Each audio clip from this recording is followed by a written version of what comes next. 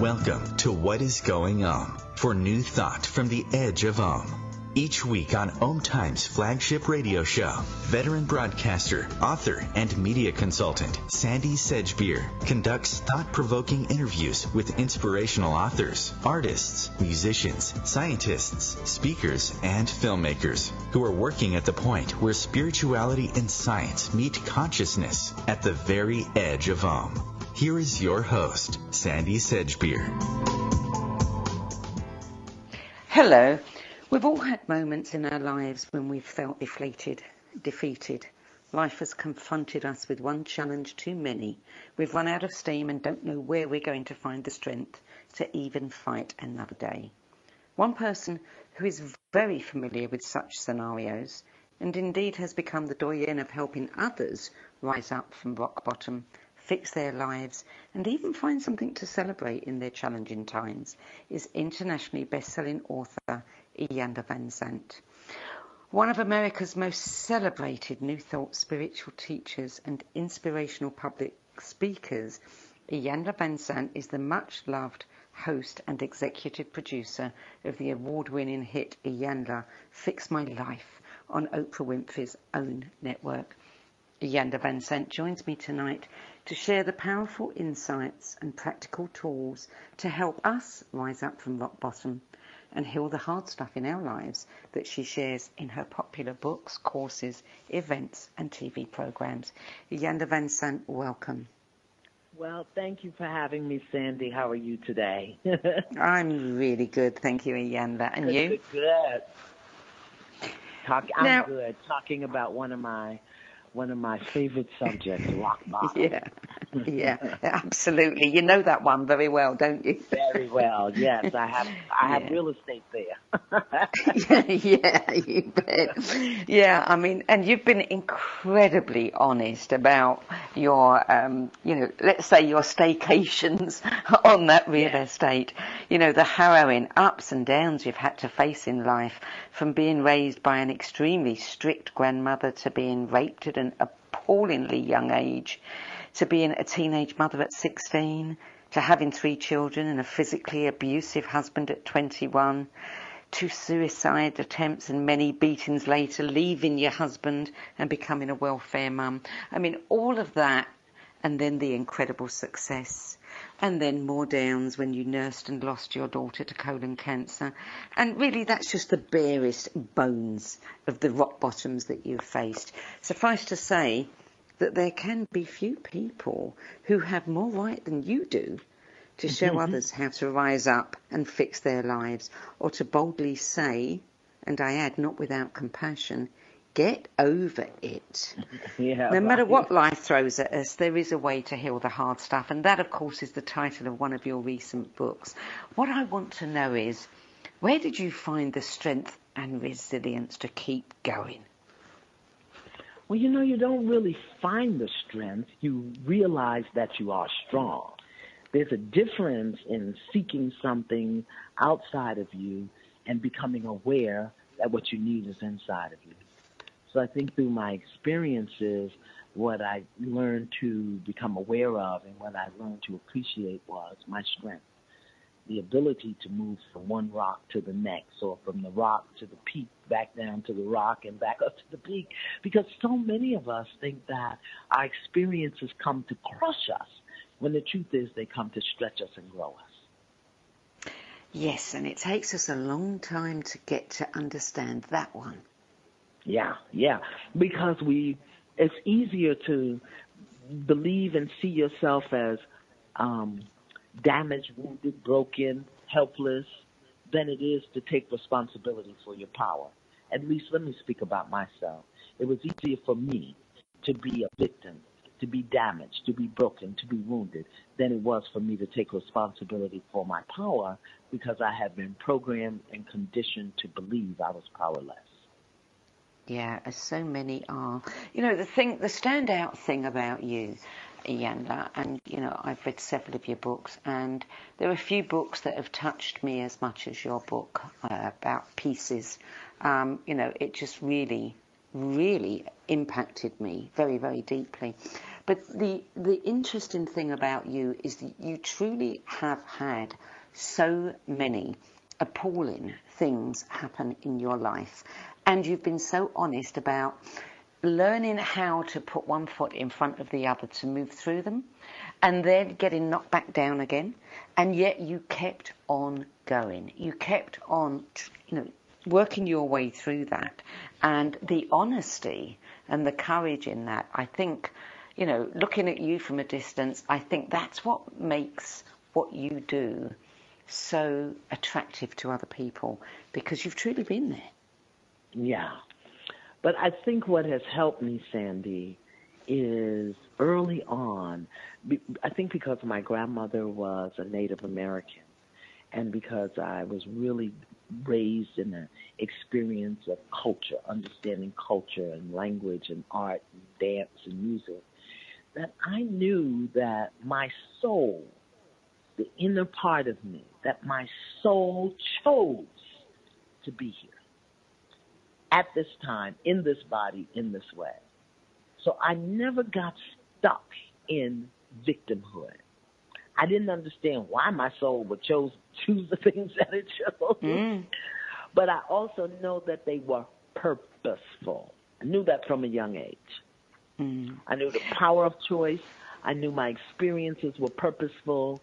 It took me a while to put those two things together, but at least I did have some idea of what was going on. I mean, you had a very disadvantaged upbringing. That's really not a powerful enough word to describe it. But and you were pregnant at 16, and a single mum and on welfare, and then you started educating yourself. Yeah. Working really, really, really hard. What was the moment, the defining moment, that inspired you to change your life, start getting an education, and turn things around? A couple of things happen. There's never one defining moment. I think there are a series of moments, and if you put them all together, it brings you to a new awareness. And for me, I just wanted to stop hurting. I just wanted to get out of pain, and I had attempted suicide twice, so it was real clear to me that I was not good at taking my own life. I had to pay attention to that. That was not working for me, okay? So I just kind of said, okay, I'm going to be here, but I don't want to be here and hurt. Two things happened to me. One was I was in a bookstore, and a book literally fell off the shelf and hit me in my head. Literally fell off the shelf and hit me in my head. And that was a book by Ernest Holmes called This Thing Called You. And I read that book, and I took it in, and I worked with it, and some of the concepts were new, some of them I knew, but I didn't quite understand, and I began to work with that. And then, Sandie, you always have one person in your life who will say something that makes an impression on your soul. And for me, it was my stepmother. And all through my life, my stepmother, as a young girl, used to say to me, don't do that. You're going to be somebody one day. Don't act like that. You're going to be somebody one day. That was the thing she always said to me. And for whatever reason, her words came alive in my being. You are going to be somebody one day. And I just started asking myself, okay, who are you going to be? And I started moving towards that, who I wanted to be. I wanted to be pain-free. I wanted to be safe. I wanted to be powerful. I wanted to be loved. So I just started moving toward the things that I wanted to be. And that's what did it for me. She was a powerful influence in your life, and she was, one of those people. If it was a novel, she was one of those characters that you really love, and you think, oh, there's the angel coming, to save you. And did she live to see you be somebody? No, she did not. She didn't.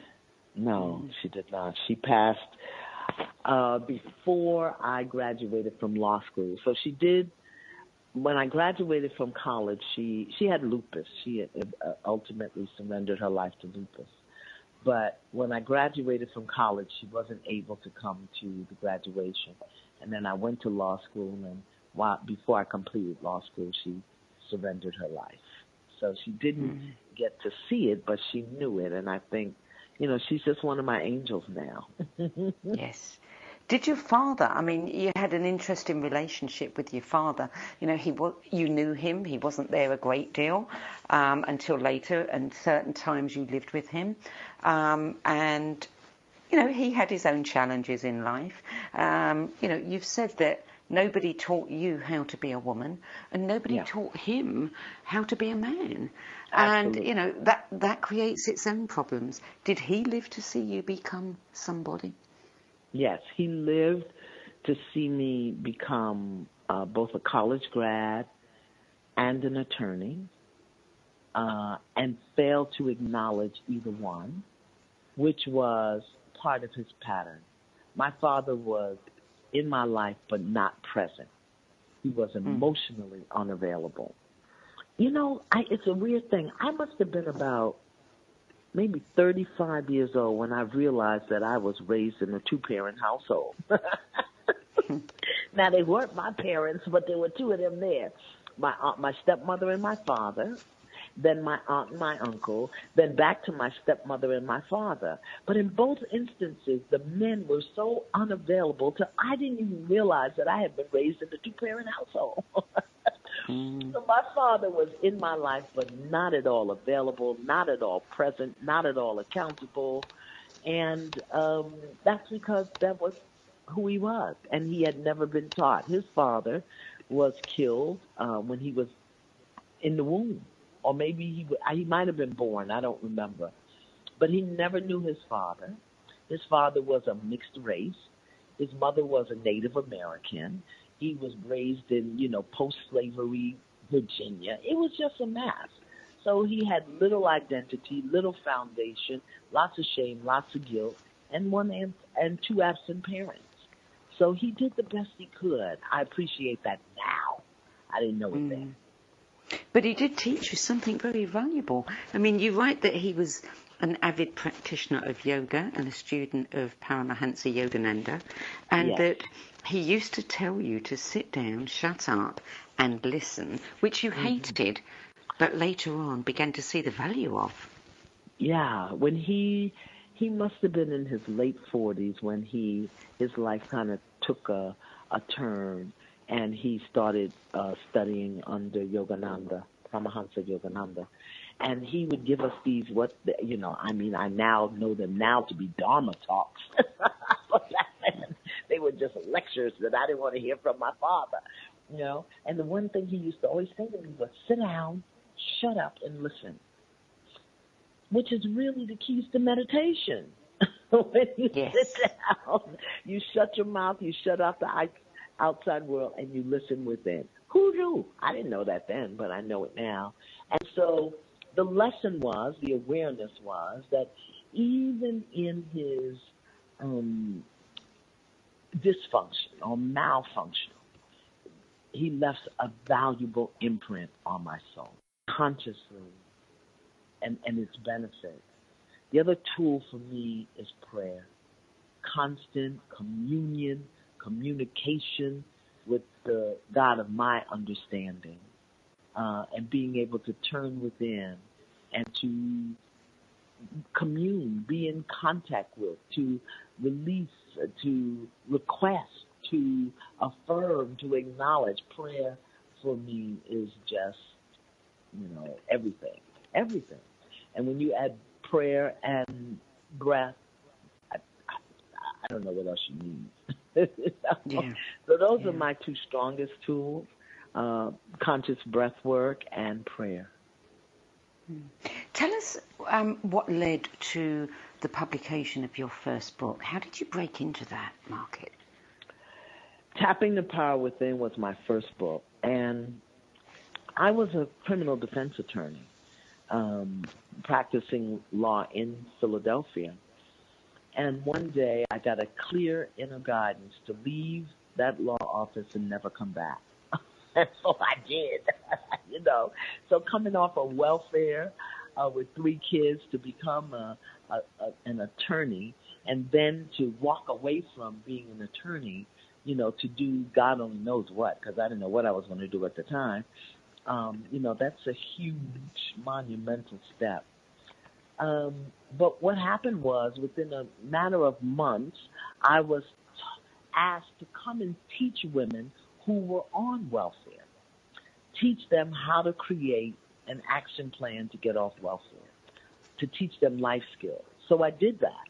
I went to teach the women the things that I had learned and the things that I could do, and I created this little workbook for them so that I could work with them in this particular class. And that workbook I called Tapping the Power Within. And as it expanded and it grew, it became my first publication that I self-published.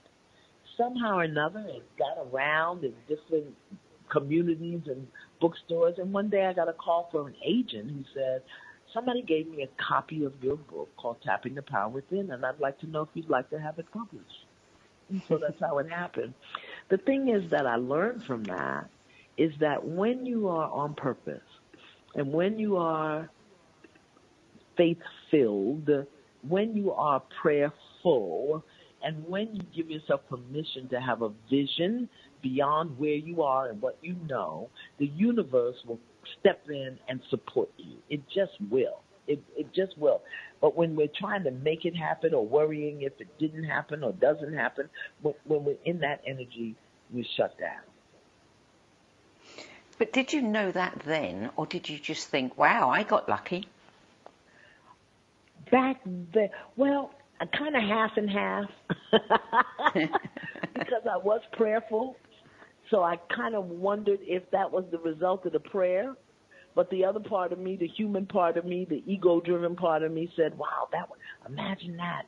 I'm lucky. It took a while for those two pieces to be introduced to each other. Yes, yeah. I mean, and you talk very openly about the fact that here you are having this incredible success and kind of believe in it because it's happening to you, but at the same time, there's this underlying, do I deserve this? That began to fight with that, which really became something very powerful for you as a piece of work that you had to do on yourself. Yeah, and it happened in my relationship with, my now dear friend, always dear sister woman, Oprah Winfrey. When I was working with her, working on her show, and at that point, I think I had either authored 13 or 14 books, and I was on her show every week as a part of her Change Your Life faculty, and still a part of me doubted if I deserved it, doubted if I should be there. And that part of me that didn't believe that I could sustain it blew it up, simply by something that I said or did. And I think it's important for us to understand that no matter how much we learn, there's always more to learn. No matter how much we know, there's always more we can know. And in all of that, the enemy is in a me. The enemy to our success, to our peace, to our joy, to our healing, the enemy is in me. It's not outside. Now, the experience may show up outside, but the enemy is in me. And it took me 11 years to find and really neutralize that enemy. Notice I didn't say destroy it, because it's part of me. Neutralize it, meaning identify the behaviors and the thoughts and the beliefs and all that makes that enemy alive in me. And the way that I did it was through, awareness and conscious soul searching and forgiveness. I mean, it takes a lot of courage to stand up and tell the world, wow, I had the backing of Oprah and I blew it. Yeah, but courage is needed. It takes a lot of courage. A woman of my age, it takes courage to stand in front of the mirror naked. I know what you mean. I can do anything. Yeah, but and in your honesty, I mean, you shared that honesty with Oprah, and in that honesty, you were able to mend that relationship. Yeah, because I had to do the work first. Yeah. It wasn't about Oprah throwing me off her show and us not speaking. No, it's we've got to always begin within. We must always begin within. So once I was able to do the work and I was clear and I had no agenda and I understood, things just opened up. I hadn't spoken to her in 11 years. She invited me on her final season. Instead of doing one show, we did two. After that, I did a series of life classes with her, and as a result of that, she said to me, "You need your own show." And I said, "No, I don't need mine. I'm good." She said, "No, you need your own show." And I had to be aware that that part of me that was saying no was still that part of me that didn't think I deserved it, that I was worthy, putting up resistance. But because I had done my work, I was able to identify that and say, okay, wait a minute. Yeah, if Oprah Winfrey, who owns a television network, wants to give me a show, then I need a show. Give it to me. Yes. Yeah. You're listening to What Is Going On. I'm Sandie Sedgbeer. My guest tonight is one of America's most celebrated New Thought spiritual teachers and inspirational public speakers, Iyanla Vanzant, who's been called a living testament to the value in life's valleys and the power of acts of faith. We'll be back with more from Iyanla Vanzant after this break.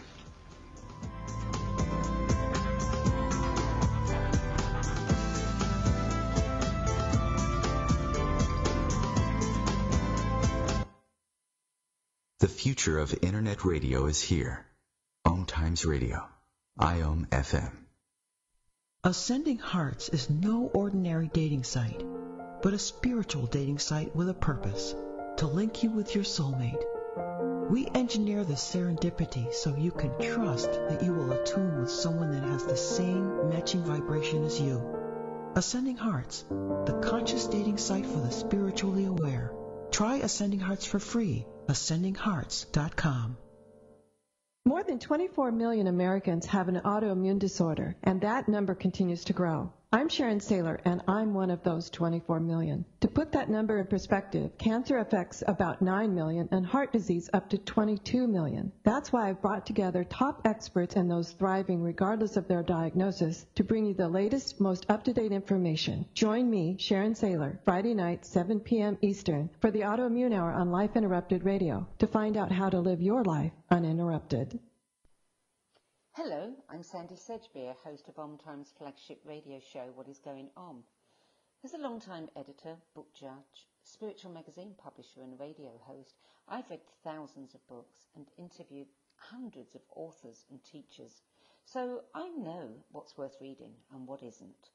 Now, with the spiritual book market growing increasingly crowded, more and more people are seeking my help in finding the authentic voices, the empowering tools, and the genuine skip the BS guidance that will make the most difference to their spiritual development.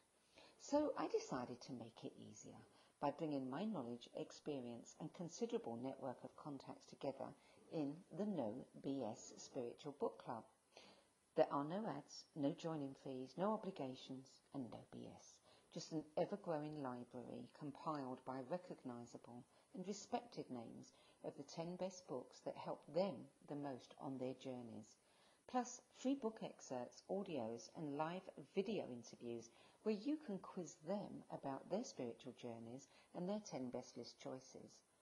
Your time and money are valuable, your spiritual journey even more so. If you're looking for genuine guidance from people who have walked this path before you, check out Sedgbeer.com.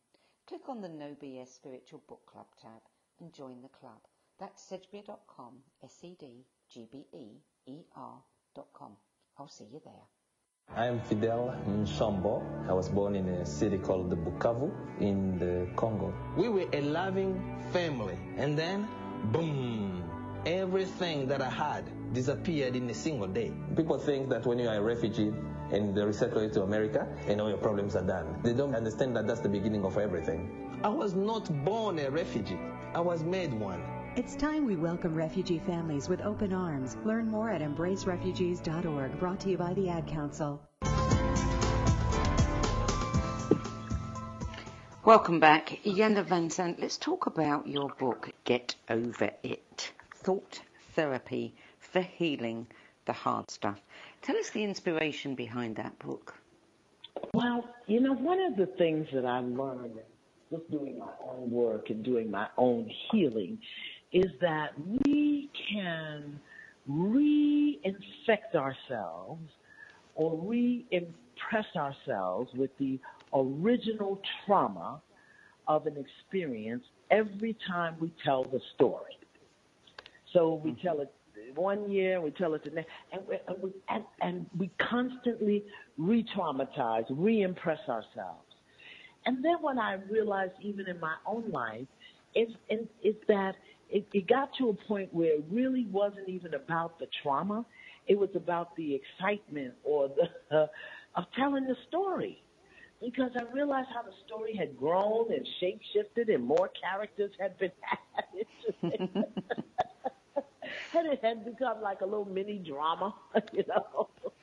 So in doing the healing work, I had to ask myself, okay, why am I still holding on to this experience? And what is it that I need to do? What is it that I want? I really want to get over it. I want to get over the attachment to the story. I want to get over the energy that the story creates in my body. I want to get over the woundedness of the experience. And so I began to look at various spiritual practices, tools, and technologies that would really help me get over it so that I didn't even have the desire to tell a story about it anymore. So that's really what I did. What I love about that book is it truly is practical. I mean, lots of books give people lots of advice, lots of information, and exercises to do. But there's something about this book that is much easier in many senses because, some of the EMDR stuff is really powerful, and yes. you can work with that and get an instant result with it, and it's very easy to implement. So tell us about the tools and the processes in that book, because one of the things that you really highlight, and I'm really big on this one, is the dominion over our most powerful asset, which is our mind. Yes. Get over it, really. Thought therapy. Therapy is a way to break something down, to dissect it into small pieces until it becomes something else. So Get Over It gives us technologies and tools for breaking down those stories so that we can kind of rewire and reset the brain. So we use everything in the head. Number one, breath. Of course, we're using our nose and our lungs. The other thing I talk about in there is a modality called tapping, which is, I like to think of it as needleless acupuncture, where you go to certain energy spots while you're thinking a certain thought or saying a certain thing, and you move the energy in those places, because all thoughts create energy and energy creates experience. The other thing is eye movement. There is a really powerful technology called EMDR. And so I talk about it in Get Over It, because as you move your eyes in a certain way, in a certain rotation, in a certain sequence, you are stimulating the brain. So if you stimulate the brain while you're saying certain things, you will rewire the brain. Of course, I give you prayers because that's my major tool, but the prayers are affirmative prayers, not begging, pleading prayers.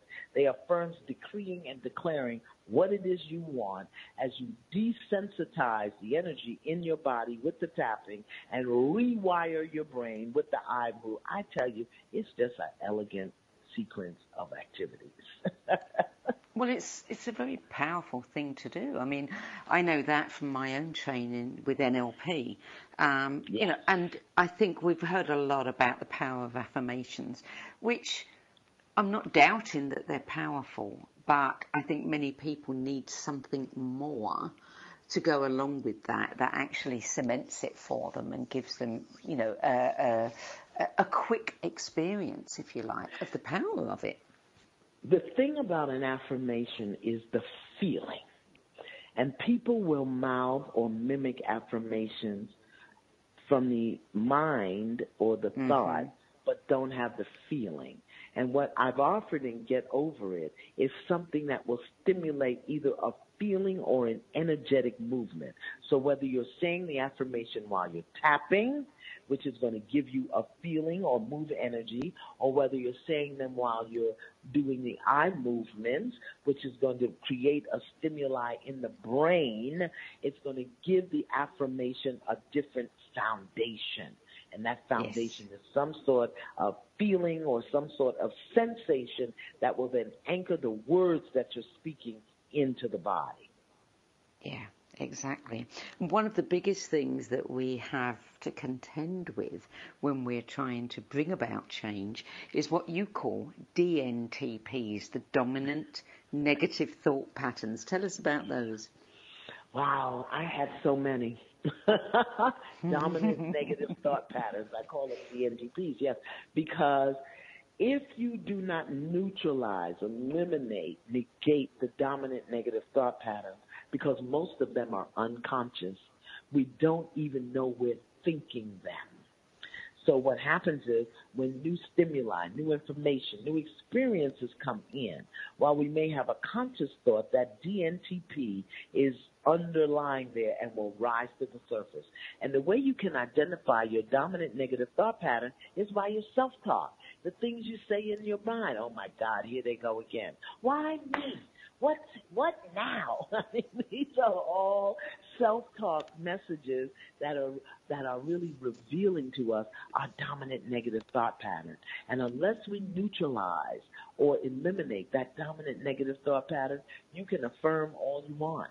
You can pray all you want. If you don't neutralize that, it will continue to rise to the surface and short-circuit or undercut the new information, thought, energy that you're trying to put in. Yeah. And you identify 42 common DNTPs, and you break them down into 3 key elements. Tell us a little bit about that. Well, there are common ones, that there are dominant negative thought patterns that are associated with not being good enough. I'm not good enough. And then there's a whole series of thought patterns there. Not enough, which is very different from not good enough. Not enough. I'm not enough. I can't satisfy or fulfill, or there's a whole series of dominant negative thought patterns associated there. Another a major category is I don't matter. I'm not important. There's a whole series of dominant DNTPs associated with that. So what I've done over the years of coaching and counseling in my practice is I listen to those first 3 or 4 words that come out of people's mouths. And you can begin to identify the core beliefs and the dominant negative thought pattern and the unconscious thoughts that most likely fill their mind before they're able to make a choice or a decision. It's just about really, throughout my life, I've just been very observant and I've always taken good notes. So even in my healing, I've been very, why did you do that, Iyanla? Why did you do that? Why are you thinking that, Iyanla? Iyanla, what do you feel? This has been my internal dialogue. It's just been habitual throughout my life. But what I did was not only ask the question within, I learned to answer it within, and I learned to write down what I discovered. You say, you have lots of quotes in your book that underscore what thought does. And you raise the question, people ask you all the time, do we feel first or do we think first? I've always thought that we feel before we think, and we get a feeling and then we attached some kind of memory or experience which then controls the thought that we bring up to the surface, and then that then changes the feeling or, enhances the feeling or whatever. But, thoughts are probably the most challenging thing that we have to deal with and have to learn to work with, because they do affect so much of what we do. Well, they create our experiences. Universally, there's a law of cause and effect. And the cause is what happens at the invisible level, and the effect is what we see at the visible level. So in most instances, thought is cause, because everything begins in mind, whether it's an article of clothing or a chair or a piece of art or an experience. Everything begins in mind, which means it begins in thought. So thought is cause at the invisible level, and then at the visible or physical level, we see effect. So it's so very important for us to really be willing to become aware of and conscious of how we're thinking, what we're thinking. Now, the thing is that it happens so quickly that you have a thought and immediately attach a feeling to it. Or you have a feeling and immediately attach a thought to it, okay? Yeah. But thought is what creates. So which is why understanding our DNTPs, or our dominant negative thought patterns, and our self-talk is so critical to our healing and our growth, so that we can begin to identify what we are attaching to that thought. What's the feeling? Because once we have the feeling, now it's a whole nother cycle that we're going to go through. So we have to become aware of what we're thinking, aware of what we're feeling. We have to acknowledge what we're thinking and what we're feeling, and then we want to learn how to accept. Because what happens, Sandie, is very often when we discover that we're having a negative thought, or what we're taught is negative. If we're having a negative thought or a negative feeling, we go into denial and resistance. We don't want to be bad. We're good girls and good boys, so we can't think, like, I hate your guts. No, that's a bad thought. Yeah. I can't have that thought, or I really, my mother really gets on my nerves. Oh, no, let me not have that. So we'll go into denial and resistance. And what we really want to start doing is being able to fully acknowledge, accept, and become aware. That's not the proper order. Become aware, acknowledge, and accept what we're thinking and feeling. Yeah. Yeah. Yeah, we're very good at telling stories, aren't we? Yes. Creating stories. We have a gift for fiction. Yes, we do. Yeah. Now, you refer to yourself as a spiritual technician. What does that mean? Yeah. Well, as a technician, it means that I want to find the process, the tool, the information, whatever it is that's going to bring something, and for me it's the spirit, the mind, the heart, into proper operating order. A technician knows how something breaks down. It knows what parts it needs. It knows how to put those parts in place. It knows how to replace the parts. That's what a technician does. Well, what your technician might do for your washing machine, your sewing machine, your refrigerator, I've learned how to do for the spirit and the soul. So that means that I've studied spiritual practices and spiritual techniques and spiritual laws and principles that will bring the soul, the spirit, the mind, the heart back into proper operating order. Mm. In 2000, you were named one of the 100 most influential Black Americans by Ebony magazine. In 2012, you were listed at number 7 on Watkins Mind, Body, Spirit magazine's list of the 100 most spiritually influential living people. In 2014, you were a co-speaker on Oprah's The Life You Want weekend tour, alongside Deepak Chopra, Mark Nepo, Elizabeth Gilbert, Bob Bell. And in 2016, you were named to Oprah's Super Soul 100 list of visionaries and influential leaders. Now, you've also been called America's greatest treasure. Not bad for a little girl who grew up with the kind of upbringing you had, disadvantaged, disaffected in so many ways. How do you feel when you look at those statistics that I've just run out there? What do you think? How do you feel? What do you, what's your assessment of all of that and the person you were and the person that the world is seeing now? Great is God's grace. Great is the Creator's love for me. Great is the Divine Mother's blessing for me, her presence in me. Great is God's mercy. Because had I been successful in taking my own life, then the support, the help, the guidance, the assistance that so many have received from me just doing my purpose, they wouldn't have received. It was grace that saved me. It was love. It was, the divine feminine presence. And it was my willingness to be better, do better, know better. So, I don't get into the ego part of it. I really say, wow, great is thy mercy. Great is thy mercy. And that's quite an astonishing feat, is to remain humble with all the successes, that you've had, to stay out of ego and retain that humility and that gratitude.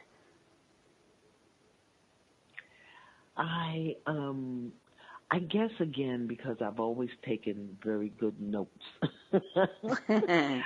I said, look at the things that I picked for myself that blew up in my life, okay? I said, look at the things I really thought I knew something about that had just fallen apart, okay? When people come to me to ask me about relationships, would you help me? Well, I said, beloved, do you realize that I've been divorced 3 times? A relationship may not be what you want to talk to me about.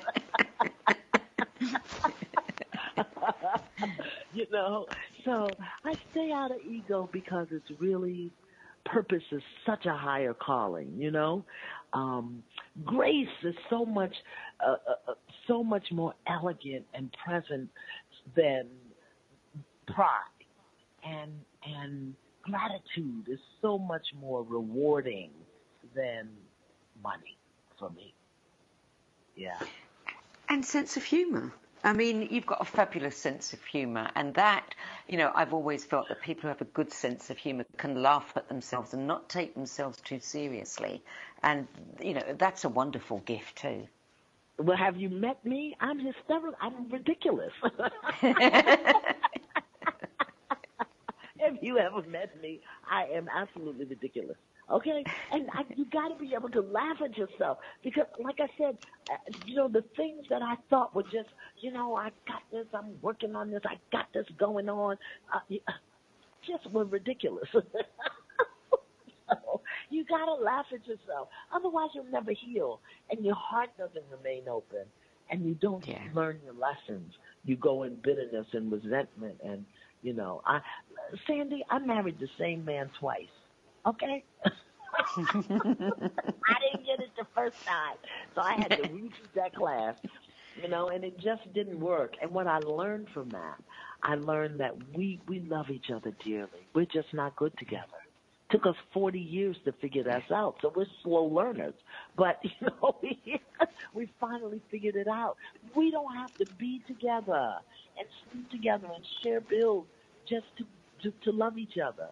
I'm going to love you. You go over there and be with somebody, and I'm going to go over here and be with somebody. We love each other, but we're not good together. Sandie, that was a 40-year lesson. Oh, my God. In the meantime, I learned to bake cookies and biscuits and cakes. I got a law degree, but I couldn't get that lesson. So I got to laugh at myself. I'm ridiculous.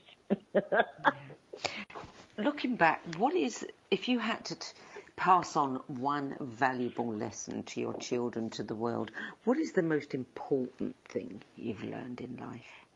Begin within. I don't care what it is. If it's in your life, it's in you. If it's in your life, it is in you. Begin within. Find the cause within, and you'll understand the effect that's showing up without. Yeah. Now, you've written so many books, I can't mention them all here. I mean, Peace from Broken Pieces, that was the one that really touched me. Yesterday I cried. One day my soul just opened up. Trust, Tapping the Power Within. I mean, they're just a few of the many. Which one was your favourite? Oh, you can't ask me that. That's like asking a mother which is her favorite child. I know, but we love them all in different ways, and there's always one that we kind of point to and go, that one over there, there's something about that one. Well, you know, I won't say it's my favorite. I would say it was the most difficult one to write and the most significant one that I've written, and that would be Peace from Broken Pieces, because that's where I talk about losing my best friend and my child, Jamia. That was the most difficult thing for me to do. It took me 3 years to write it, but my life wouldn't move until I wrote it. And once I wrote it, I not only played tribute and homage to her in a way that I think she deserved, but I learned so much about myself that really took my life on a whole nother trajectory. And it was Peace from Broken Pieces that Oprah saw after 11 years and had me on her show. So Jamia was still at work in my life. So it would be that. Not that it's my favorite. I don't want my other ones to get upset with me. But I do think it was significant. Yeah. Yeah, fair enough. So we've got about a minute and a half left. I just want to briefly mention your weekly YouTube series, the R series. So tell us a little bit about that. Yeah, the R Spot. Every Tuesday I put up a new video about relationships. You know, those are our biggest classrooms, Sandie, learning about relationships and how to be in them. Yep. So if you just go to the Iyanla Vanzant YouTube channel, you'll be able to see all the back episodes, and we're in the process of creating some now. And you are embarking on the Acts of Faith remix tour from May 29th through to August 25th. What are you going to be doing? We were planning that, but you know, with the virus now, we don't know, right? We don't know. Can't gather, so we don't really know. So what I'll do is, if that's going to take place, I will let you know. But right now, everything is on hold, you know, public gatherings. Okay, yeah. And on that note, talking about the virus, which is something that most people in their lifetime, they've never encountered anything like what we're experiencing now. If you had a word of advice to offer people who are going into anxiety and panic, what would it be? Fear not. Fear not. You do not have a spirit of fear, but of power and strength and sound mind. Fear not. That's what I would say. Iyanla Vanzant, it's been a delight to speak with you today. Thank you so much for joining us. And thank you. Thank you for having me, and blessings to your audience. Thank you.